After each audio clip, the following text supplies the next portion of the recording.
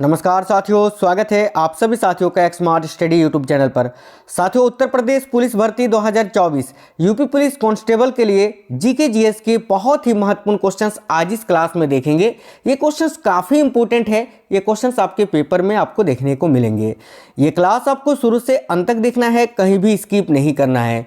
बिना देरी किए हुए क्वेश्चंस देखते हैं। और जैसा कि पहला क्वेश्चन आपको स्क्रीन पर दिख रहा है, नाट्य शास्त्र भारत के शास्त्र नृत्य का मुख्य स्रोत ये किसके द्वारा लिखा गया है। यानी आपको इस क्वेश्चन में बताना यह है कि नाट्य शास्त्र के लेखक कौन हैं। ध्यान से देखिए, काफ़ी महत्वपूर्ण प्रश्न है। तो साथियों, नाट्य शास्त्र के लेखक कौन है, याद रखिए करेक्ट आंसर हो जाएगा भरत मुनि। ठीक है, याद रखना, नाट्य शास्त्र जो कि भारत के शास्त्र नृत्य का एक मुख्य स्रोत है, ये किसके द्वारा लिखा गया है, तो भरत मुनि के द्वारा। तो करेक्ट हो जाएगा option number B. Next question है, हम देखिए हमारे राष्ट्रीय ध्वज की लंबाई व चौड़ाई का क्या अनुपात है। हमारा जो राष्ट्रीय ध्वज है तिरंगा, उसकी लंबाई और चौड़ाई का अनुपात क्या है, ये आपसे पूछा जा रहा है। तो ध्यान से देखिएगा, करेक्ट हो जाएगा ऑप्शन नंबर बी, 3:2। याद रखना, लंबाई 3 के रेशियो में और चौड़ाई 2 के। तो करेक्ट हो जाएगा यहाँ आपका option number B right answer होगा। नेक्स्ट क्वेश्चन है, हमीर महाकाव्य के लेखक कौन है। काफ़ी महत्वपूर्ण प्रश्न है। तो साथियों याद रखिएगा, ये जो हमीर महाकाव्य है इसकी रचना किसने की है, तो नयन चंद्र जी ने। राइट आंसर हो जाएगा ऑप्शन नंबर सी, नयन चंद्र। आगे देखिए अगला क्वेश्चन है, किसके द्वारा 1917 में मणिपुरी नृत्य को शांति निकेतन में प्रवेश दिलाने के बाद यह पूरे देश में लोकप्रिय हो गया। तो देखिए यहाँ करेक्ट आंसर क्या हो जाएगा, किसके द्वारा 1917 में मणिपुरी नृत्य जो कि मणिपुर राज्य का शास्त्रीय नृत्य है, इसको शांति निकेतन में प्रवेश दिलाने के बाद पूरे देश में लोकप्रिय हो गया था। तो राइट आंसर हो जाएगा, याद रखना है option number C, Rabindranath Tagore के द्वारा। करेक्ट आंसर आएगा option number C, Rabindranath Tagore. आगे देखिए रेड क्रॉस ये किसका प्रतीक चिन्ह है। काफ़ी महत्वपूर्ण प्रश्न है। याद रखिएगा, रेड क्रॉस जो है ना साथियों, ये डॉक्टरी सहायता एवं अस्पताल का प्रतीक चिन्ह होता है। इस प्रकार का होता है ना रेड क्रॉस, याद रखिएगा, ये जो है साथियों डॉक्टरी सहायता और अस्पताल का प्रतीक चिन्ह होता है। आगे नेक्स्ट क्वेश्चन है, नवाजुद्दीन सिद्दीकी का संबंध किस क्षेत्र से है। तो याद रखिएगा, नवाजुद्दीन सिद्दीकी का संबंध है किससे, फिल्म अभिनय से, यानी अभिनेता हैं, ये एक्टर हैं। तो करेक्ट आएगा option number A. Next question देखिए, रविंद्रनाथ टैगोर इनमें से क्या थे। तो देखिए रविंद्रनाथ टैगोर जो हैं ये साथियों चित्रकार भी थे, कवि भी थे, लेखक भी थे। तो राइट आंसर हो जाएगा ऑप्शन नंबर डी, ये सभी। आगे देखिए, मेघा पाटकर को इनमें से किस रूप में पहचाना जाता है। याद रखिएगा, मेघा पाटकर को किस रूप में पहचाना जाता है, क्वेश्चन बहुत ही पूछा जाता है। तो सामाजिक कार्यकर्ता के रूप में। राइट आंसर आएगा ऑप्शन नंबर सी, सामाजिक कार्यकर्ता। आगे देखिए, पोस्को नामक स्टील कंपनी किस देश की कंपनी है। तो भाई ध्यान से देखिए, पोस्को नामक ये जो स्टील कंपनी है ये किस देश की कंपनी है। तो करेक्ट आएगा ऑप्शन नंबर डी, दक्षिण कोरिया की। तो साथियों याद रखना, पोस्को नामक स्टील कंपनी ये दक्षिण कोरिया देश की एक कंपनी है। देखिए आगे अगला है, नरेंद्र कोहली का उपन्यास न भूतो न भविष्यति ये किस पर आधारित है। तो नरेंद्र कोहली का ये उपन्यास है न भूतो न भविष्यति, और ये किस पर आधारित है, तो स्वामी विवेकानंद जी पर। करेक्ट आएगा option number B, Swami Vivekananda. याद रखना है, काफ़ी अच्छा क्वेश्चन है ये। आगे देखिए, दादा साहेब फाल्के पुरस्कार किस मंत्रालय की ओर से दिया जाता है। साथियों आप लोग क्लास को सभी साथी लाइक जरूर करते चलना, और आप में से अगर कोई भी नए हैं तो चैनल सब्सक्राइब कर लीजिएगा। देखिए चैनल के अंदर यूपी जीके के बहुत ही इंपॉर्टेंट क्लासेस आपको मिल जाएंगे, आप लोग देख लेना। आगे देखिए, दादा साहेब फाल्के पुरस्कार किस मंत्रालय की ओर से दिया जाता है। तो देखिए करेक्ट होगा सूचना और प्रसारण मंत्रालय के द्वारा, यानी ऑप्शन नंबर डी। नेक्स्ट है, दुनिया भर में आम के उत्पादन में भारत का योगदान कितना है। तो याद रखिएगा, दुनिया भर में आम के उत्पादन में भारत का योगदान है 50%, 50%। तो राइट आंसर है ऑप्शन नंबर बी, 50%। अगला क्वेश्चन है, संविधान निर्माताओं ने कौन सा लक्षण रूस यानी पूर्व सोवियत संघ के संविधान से ग्रहण किया है।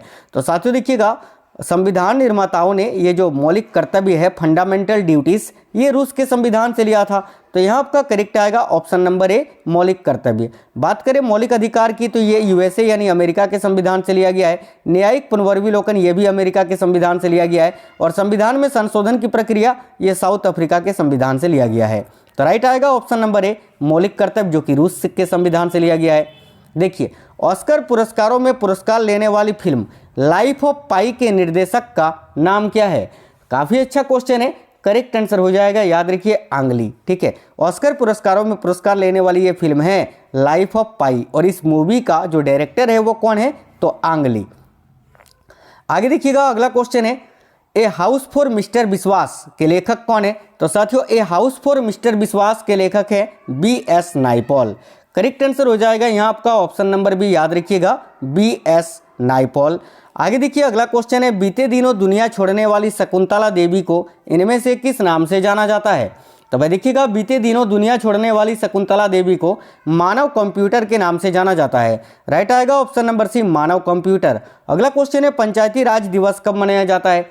तो प्रत्येक वर्ष साथियों पंचायती राज दिवस 24 अप्रैल को मनाया जाता है। करेक्ट आएगा ऑप्शन नंबर सी, 24 अप्रैल। अगला क्वेश्चन है अभिनेता प्राण की सबसे पहली फिल्म कौन सी थी। काफी महत्वपूर्ण प्रश्न है, तो ध्यान दीजिएगा, अभिनेता प्राण की सबसे पहली फिल्म कौन सी थी, तो यमला जट, यानी करेक्ट आंसर हो जाएगा यहाँ आपका ऑप्शन नंबर ए, याद रखिएगा, यमला जट। ठीक है, चलिए नेक्स्ट क्वेश्चन देखते हैं। अगला क्वेश्चन ये रहा, भारतीय क्रिकेट टीम में शामिल होने वाले कश्मीर के पहले खिलाड़ी का नाम क्या है। तो देखिए, भारतीय क्रिकेट टीम में शामिल होने वाले कश्मीर के पहले खिलाड़ी हैं परवेज रसूल। करेक्ट आएगा ऑप्शन नंबर बी, परवेज रसूल। अगला क्वेश्चन है नॉर्मन बोरलॉग पुरस्कार किस क्षेत्र में उत्कृष्ट प्रदर्शन के लिए दिए जाते हैं। ध्यान से देखिए, नॉर्मन बोरलॉग पुरस्कार जो है ये किस क्षेत्र में उत्कृष्ट प्रदर्शन के लिए दिए जाते हैं, तो भाई कृषि के क्षेत्र में। करेक्ट आएगा ऑप्शन नंबर डी, कृषि। अगला क्वेश्चन है बिशप शब्द का संबंध किस खेल से है। तो साथियों देखिए, बिशप शब्द का संबंध है शतरंज से। ऑप्शन नंबर ए, शतरंज, यहाँ आपका राइट आंसर हो जाएगा। आप लोग देखिए, ये क्वेश्चंस जो है ना साथियों काफ़ी महत्वपूर्ण है, बहुत ही इंपॉर्टेंट है। अगला क्वेश्चन है किस राजनेता ने आपका पैसा आपके हाथ का नारा दिया। तो वह कौन से राजनेता है जिन्होंने आपका पैसा आपके हाथ का नारा दिया था। तो याद रखिएगा, करेक्ट आंसर हो जाएगा जयराम नरेश ने। Option number A, Jairam Naresh. Radio प्रसारण का नाम ऑल इंडिया रेडियो कब रखा गया था। तो देखिए, रेडियो प्रसारण का नाम ऑल इंडिया रेडियो कब रखा गया था, तो 1936 में। Option number A, 1936। नेक्स्ट है भारतीय जीवन बीमा निगम की स्थापना कब की गई थी। तो ध्यान से देखिएगा, भारतीय जीवन बीमा निगम की स्थापना कब की गई थी। तो देखिए, राइट होगा सितंबर 1956 में, यानी करेक्ट आएगा option number A. Next question है जैविक डीजल का सबसे बड़ा उत्पादक कौन है। तो ध्यान से देखिए, जैविक डीजल का सबसे बड़ा उत्पादक कौन है।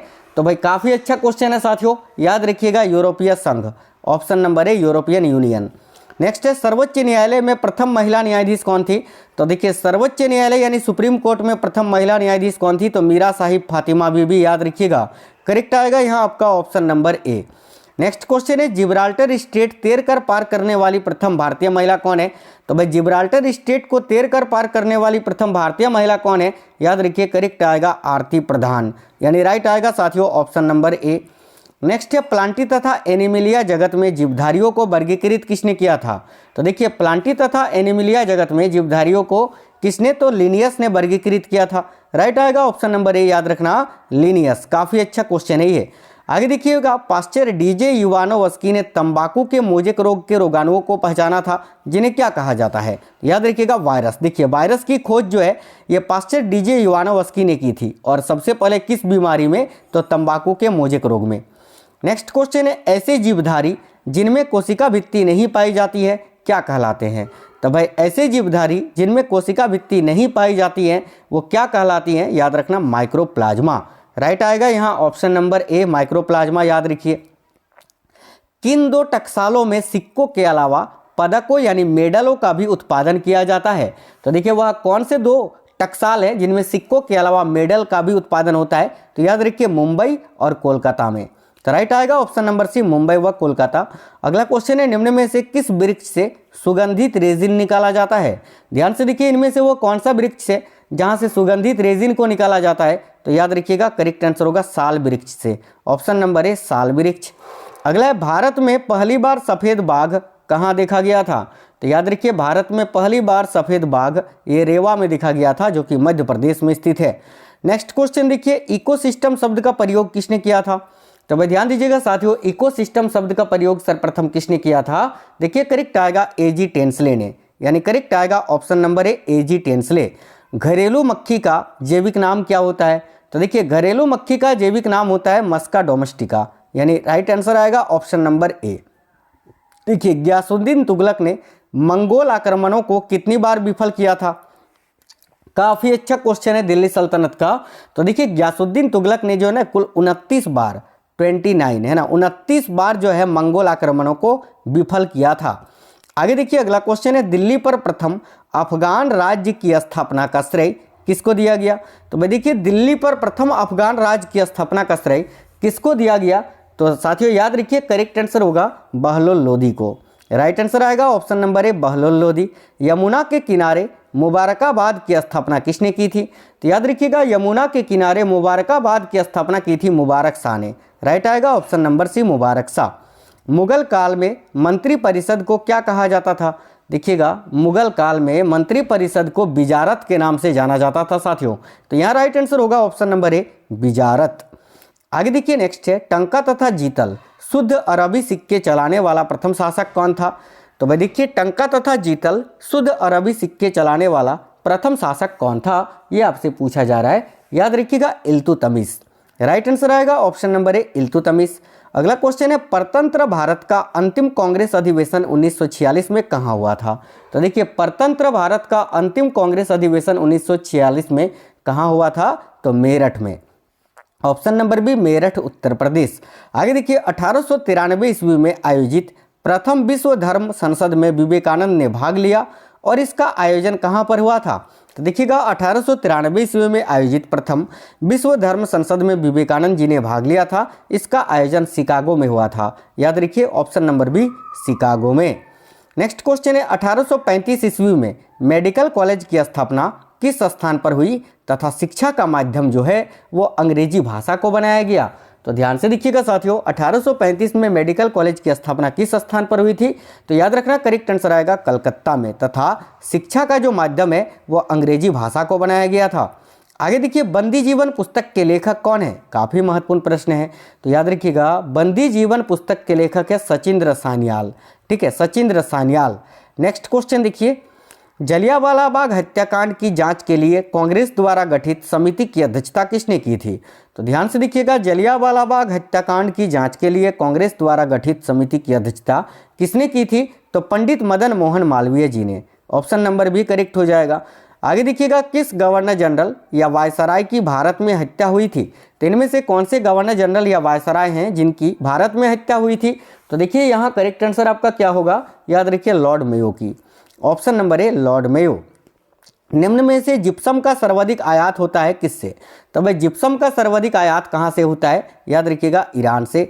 ऑप्शन नंबर ए ईरान में। याद रखना ईरान में सबसे अधिक आयात होता है जिप्सम का। पालघाट गलियारा किन दो राज्यों को जोड़ता है। तो देखिए पालघाट गलियारा जो है ये केरल एवं तमिलनाडु को आपस में जोड़ता है। राइट आएगा ऑप्शन नंबर सी केरल एवं तमिलनाडु। अगला क्वेश्चन है, येरकॉड की पहाड़ी स्टेशन ये कहाँ पर स्थित है। तो देखना येरकॉड की पहाड़ी स्टेशन कहाँ पर स्थित है। तो साथियों काफ़ी अच्छा क्वेश्चन है, याद रखना सेवरॉय में। Option number B Shevaroy correct हो जाएगा। अगला क्वेश्चन है, किसने चौसा की लड़ाई में हुमायूं को पराजित किया था। और साथियों चौसा की लड़ाई 1539 ईस्वी में लड़ी गई थी और इस युद्ध में हुमायूं को किसने हराया था। तो शेरशाह सूरी ने। यानी राइट आंसर हो जाएगा ऑप्शन नंबर ए। आज 50 क्वेश्चंस थे यूपी पुलिस कांस्टेबल के लिए, स्पेशली ये जीके जीएस के क्वेश्चंस थे। तो आपको क्लास कैसा लगा है जरूर कमेंट बॉक्स में बताना। क्लास को एक लाइक और शेयर जरूर कर दीजिए। मिलेंगे आप सभी से नेक्स्ट क्लास में, तब तक बिल्कुल स्वस्थ रहें। जय हिंद सभी को, वंदे मातरम।